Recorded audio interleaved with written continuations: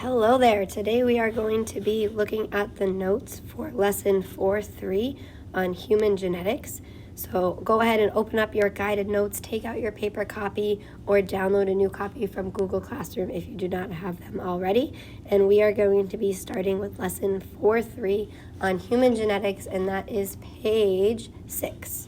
All right, so page 6 is where we should be starting. So let's go ahead and get started. So human genetics is a lot more complicated than the pea plants that we've been learning about. So there are a few different factors that we need to look at, different ways that traits can be inherited in humans.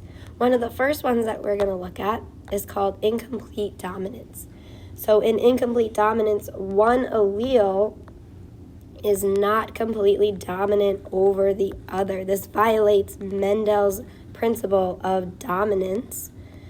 And this is when the heterozygous phenotype is actually a cross. It's in between the two homozygous phenotypes. So where you could have straight hair or curly hair, the incomplete dominant, the heterozygous phenotype would be someone with wavy hair. So it's in between the two dominant phenotypes. If we were to do a Punnett square to look at that and cross a red flower, which we're going to use the letters R to mean red, crossed with a white flower, we're actually going to use different letters to mean white because in this case there isn't one dominant and one recessive. So we can use two different letters for this example. So we're going to cross a red flower with a white flower on our Punnett square. The genotypes for our parents are big R, crossed with big W. And when you place those on the Punnett square, we put the R up top, the W on the side. Every single offspring is going to have the heterozygous genotype RW, which in this case is pink flowers. So it's a blending, it's pink, which is a blend between white and red. Okay, so pretty simple to do this. This would be 100% RW or pink flowers. Not a whole lot of placing things on Punnett squares, definitely much more simple than the two-factor cross. You just have to make sure that you realize that the heterozygous phenotype, in this case, the one with two different letters, is a blend between the two homozygous phenotypes. The second type of human inheritance, codominance, is similar to incomplete, but in this case, both of the alleles contribute to the phenotype. So instead of a mixing of the two homozygous traits, we actually see a kind of a blend or both traits to show up in the heterozygous individual. So in this example, we can have white chickens, we can have black chickens, or the heterozygous chicken is one that is speckled, meaning it's both black and white. So both phenotypes show up in this example of codominance. Let's do the Punnett square for that one. Sorry, I don't want to get ahead of myself. So if we do a Punnett square for that, we can cross a black chicken, big B, with a white chicken, big W. If we place those on our Punnett square, B's and W's, all the offspring again are BW, just like in the flower example. However, these 100% heterozygous chickens are not gray. They're not a mix between the two, but these BW chickens are actually black and white.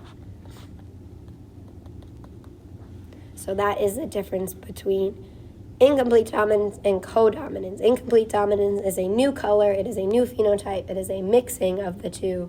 And in codominance, it is not a new color, simply both of the dominant phenotypes appear. So both black and white would appear in this case. Now, one that is incredibly common in human genetics is multiple alleles. So this is when genes are controlled by more than two alleles. So if there are more than two options in a population for a phenotype, that is going to be caused by multiple alleles. For example, eye color, we've talked about a few times being like brown or blue, but we all know people who have green eyes or hazel eyes or like a light bluish gray eye. So eye color is actually controlled by more than two alleles. The example we're going to look at here is blood type. One person cannot have more than 2 alleles. However, there are more than 2 possible alleles in a population. So for blood type, someone can have type A blood, someone can have type B blood, someone can have type AB blood, and someone can have type O blood. If you look at the genotypes possible for someone with each of these phenotypes, these are, again, the phenotypes here. So blood type would be the phenotype. The genotypes are actually written with the letters I. So I, uppercase, would be the dominant. I, lowercase, is recessive. In this case, lowercase I, if we look here at this chart, this is the most recessive blood type you can have, and that is type O blood. Type A and type B blood are actually considered codominant to each other. So A and B are codominant, which means if you have the heterozygous blood type for A and B, you actually have type AB blood. So that is an example like we just talked about. So if we want to figure out a Punnett square problem with multiple alleles, we need to look at the genotypes that we are given and simply use those to place them on our Punnett square. So in this case, we are going to use capital I subscript or superscript B to mean that this person has type B blood, but they are heterozygous for type B, meaning they also carry the recessive allele for type O blood, but they themselves have type B blood. Marries a woman with type A blood, capital I-A, lowercase I. So this woman has type A blood, but she does carry the recessive allele for type O. So when we combine these letters together, again, we take the letters from the top and then the side. In this case, we want capital before lowercase, always. You'll see that of these individuals, the offspring could have any different type of blood. So they could have 4 children, and all 4 children could have 4 different types of blood. We have 1 here, or 25% could potentially have type AB blood. 25% could potentially have type B. 25% could potentially have type A, and 25% could potentially have type O blood. And what this blood type actually means, these letters are the types of markers that are on the outside of our blood cells. So when we talked about the carbohydrate chains that hang off of our blood cells, or actually all our cells that tell our body what these cells are, they're like name tags. You actually have these markers on the outside of your blood cells that match each other. So if someone gets blood transfused to them that does not match their blood type, their immune system is actually going to mount a response against those blood cells because they do not recognize them. So it's really important for doctors and nurses to know the blood type of the patient and the blood that they are giving before they do a transfusion, because you don't want your body to overreact to the blood that is being, given to you when you really need it. So if you are answering the question on here, the percentage of offspring that have blood type AB would be, from this Punnett square, right over here, 25%. So now let's move on to polygenic traits. Again, many different traits in humans are controlled by 2 or more genes. So besides just having multiple alleles for our traits, we can also have traits that are controlled by more than one gene. Skin color, height, any type of physical trait that there's quite a spectrum or variety in generally is controlled by more than 1 or 2 genes. If you look at a chart for skin color, this one's kind of interesting. You can see that in this example, there's 3 different genes denoted by these letters A, B, C that are controlling skin color. There's actually more like 9 or 10 different genes that control skin color. It's way more than 3. But in this example, someone could be heterozygous for each of these genes and have somewhat of a tan-colored skin. Well, if these 2 heterozygous individuals had a child, there is actually a chance that their child could have very, very pale skin or very, very dark skin. Because they are heterozygous for all 3 genes, it's, again, the the chance that they pass on those alleles to their offspring. In this case, there could be a 1 in 64 chance of having a child with all recessive alleles and a 1 in 64 chance of having a child with all the dominant alleles. Now, more likely to see the child have skin color very similar to the parents, being heterozygous for all three as well, but there is that chance there, which can be kind of cool. And that's true for height too. You know, you're not exactly the same height as either of your parents. There's generally a blend there of height. Another thing that's interesting about specifically human genetics are our sex-linked traits.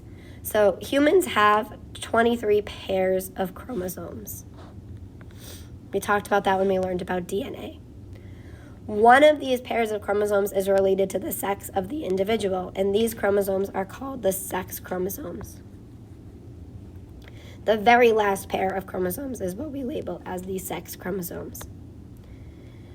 The other 22 chromosomes, so 1 through 22 in this picture here, 1 through 22, all of these are considered our autosomes. So genetic disorders that affect the chromosomes 1 through 22 are actually sometimes referred to as autosomal disorders. What that means is it's a disorder affecting one of the chromosomes in these pairs and not the sex chromosomes. However, there are some traits that are affecting the sex chromosomes. The normal human female sex chromosomes are XX, and the normal human male chromosomes are XY. Each of these chromosomes actually does have some genetic information on it. The Y chromosome has very little amounts of genes. Actually, if we go back up to this picture and we zoom in on the Y chromosome here, it is much smaller. So this is the Y. It's much smaller than the X chromosome. It does not have a lot of genetic information on it at all. It really only has the genes required to determine that that individual is male. On the X chromosome, however, there are a few different traits that can be linked to the X chromosome. So these traits or genes that are on the X chromosome are called sex-linked genes. The reason why they are linked to sex is because females have 2 copies of the X chromosome, but males only have 1 X chromosome, which means disorders or conditions that are considered recessive are more likely to appear in our males in the population because they only have 1 copy of the X chromosome. So they do not have the opportunity to have a dominant allele for the gene that could mask the recessive. So if a male is a carrier for something like, in this case, hemophilia, they will in fact have hemophilia because there is no other X chromosome. On the other hand, females, because they have 2 X chromosomes, could be a carrier for hemophilia but would be phenotypically normal. So they themselves would not actually have that disorder. But they could have hemophilia if they have 2 recessive alleles for that disorder. Another less serious example of this, so hemophilia is a serious blood condition where the person lacks the ability for their blood to clot. So a simple paper cut can cause this person to bleed out. So that is a very serious condition. One that is less serious is color blindness, and that's actually a little bit more common in the population too. So let's look at an example of that. So in order to be colorblind for a female, they would have to have 2 copies of the colorblind allele, because colorblind is recessive. Having a large C means that their vision is normal. So to have a male with color blindness, you would only need to have 1 recessive allele. So let's do a cross between a male that is colorblind with a normal female. So our Punnett square is going to look like this. So we're going to take our normal female and put it over the side here. And then we're going to take our colorblind male and put them up here. So we're actually using the sex chromosomes as our letters with the colorblind allele as a superscript. So when we fill this in, again, we take our letters and we want to put the capital letter first.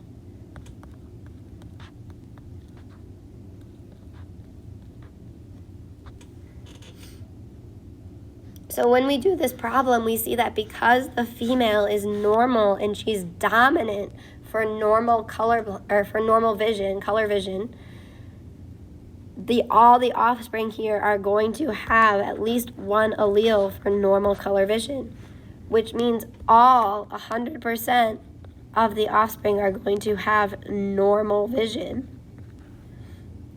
The females in this case are going to be carrying the allele for color blindness. Okay, so they are carriers. That's this allele right here. But the males are going to be completely normal. So 100% normal vision is the phenotype of the females. Their genotype is going to be big X, big C, big X, little c. So they're going to be 100% carriers for the colorblind allele.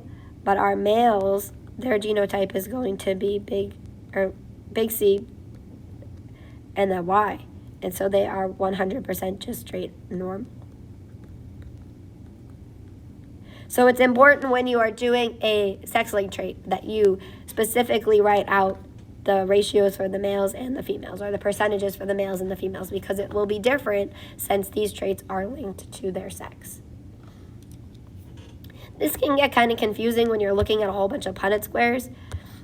Here's the answer there. So one thing that geneticists do when they are specifically studying human genetics is that we arrange these different traits as they are passed on through populations in a chart called a pedigree chart.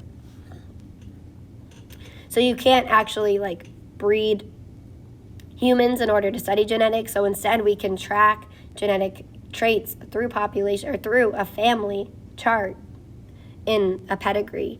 And genetic counselors can use these charts to determine how these genetic traits are passed on, and potentially counsel a couple if they decide that they want to have a child and they know that they have a family history of a certain disease, then they can potentially counsel them on the likelihood that their child may also have that genetic disorder.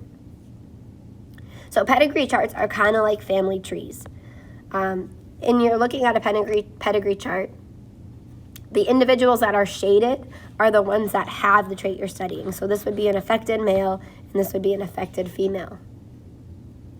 Males are always written as squares, and girls are always written as circles. And if there is a line connecting them, that means that they are married. There's a whole bunch of other symbols that can be included on family trees and pedigrees, but we're not going to need to look at any symbols other than these ones to solve the types of problems that we're going to look at.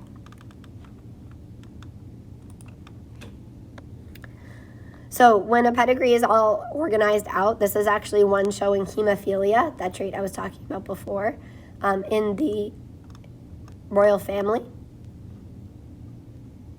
So we have Albert and Victoria, the first generation. These would be like their great-grandparents. So this is the first generation. That's why there's a Roman numeral number 1, Roman numeral number 2, number 3, and number 4. So in the second generation, they had, looks like 1, 2, 3, 4, 5, 6 different kids. And looks like their spouses are not shown here, but these 6 kids had kids of their own. That would be generation 3. Only one of the original children in generation 2 had the affected disorder. So that would be this poor guy, Leopold, right here. He's the only one who was affected with the disorder. But you'll notice that Alice and Beatrice, both of the sisters here, each had sons that also had the disorder because squares are male. And then those children also passed on to their sons the disorder as well. So because this chart is clearly showing that males, being the squares, are the ones with the genetic disorder, we can clearly see that this one is a sex-linked trait, because it is greatly affecting the males more than the females. So let's do a practice analyzing a pedigree chart. This is where we're going to end our notes today, looking specifically at albinism. So albinism is a recessive disorder affecting humans. If someone has this disorder, they cannot produce skin pigment, and they have the genotype little a, little a. So it's recessive, so it's little a, little a. This pedigree shows the people with albinism. You'll notice right away from this pedigree that we have 2 males affected and 1 female, which means this is likely not a sex-linked trait. So we do not need to specifically look at that when we look at this pedigree. But we do need to, letter A, mark each person's genotype. If a dominant individual's genotype is unknown, we are going to write big A in a dashed line because we simply do not know the rest of their genotype. Again, you can't always tell the genotype just by looking at a person. So let's fill in what we know. So we know originally, to start off, that these individuals with the shaded boxes, they have to be affected by the disorder. Oops. So if they are affected, then they have to have lowercase a's. There's no other option for them. Now, if these 2 children, these 2 males here from generation 2, I'll just number these generations real quick, so 1, 2, 3. If they have the disorder, that means that their parents must both be carrying the recessive allele. So both of these parents here have to have a copy of the recessive allele, but they themselves do not have the disorder, which means they are heterozygous. So as we look at the other 2 offspring from that cross, now it's possible that this child has a recessive copy of the allele, but we just don't know. So we're going to write a dashed line there. And it's possible that this person does as well, but we just don't know. So we're going to write a dashed line there as well. Now, when we look at marriage over here in generation 2, the first female here that married one of the sons with albinism, we actually have no clue, looking at her, if she has 2 copies of the dominant allele or 1 of the recessive. But we do know because of her child having the disorder, she must carry a copy of the recessive allele. Otherwise, her children would not be affected. And then because the dad here has albinism, we know that both of these children must also be carriers for albinism, but because they do not have the disorder, they are also heterozygous. The last part of the family tree we got to fill out is over here on the right.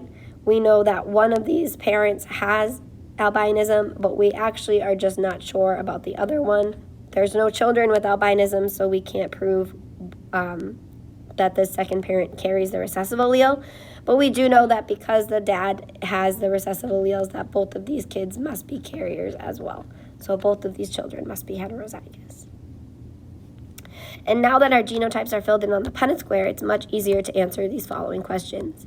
So question letter B, how many people have the disorder? Well, if they're shaded in, that means they have the disorder. So that means 3 individuals have the disorder. I'm going to go ahead and write that in black. I think that'll be easier for you to see. So 3 individuals have the disorder. Both generation 1, number 1 and number 2 must have the genotype. So we are looking here at generation 1. Number 1 and number 2, the first 2 individuals, must have the genotype big A, little a, and we said we know that because 2 of their children have the disorder, so they have to be heterozygous in order to pass that on. And last question, letter D, if a generation 3-4 marries an albino woman and has a child, what is the probability that the child will have the disorder? So generation 3 is down here. Number 4 would be 1, 2, 3, 4 is this individual right here. So if he, with genotype big A, little a, marries an albino woman, so little a, what is the probability that their child will have the disorder? So let's go ahead, whoops, sorry about that, and fill in our Punnett square. So big A, little a, and then little a, little a. Let me fill that in. And we see that potentially 50%, right? These 2 squares right here, 50% of their children could have albinism and have the recessive genotype. So that's just one example of pedigrees. We will have practice of all of these different types of Punnett square problems in the next few days. So I hope you were able to understand these notes, and if you have questions, please feel free to ask.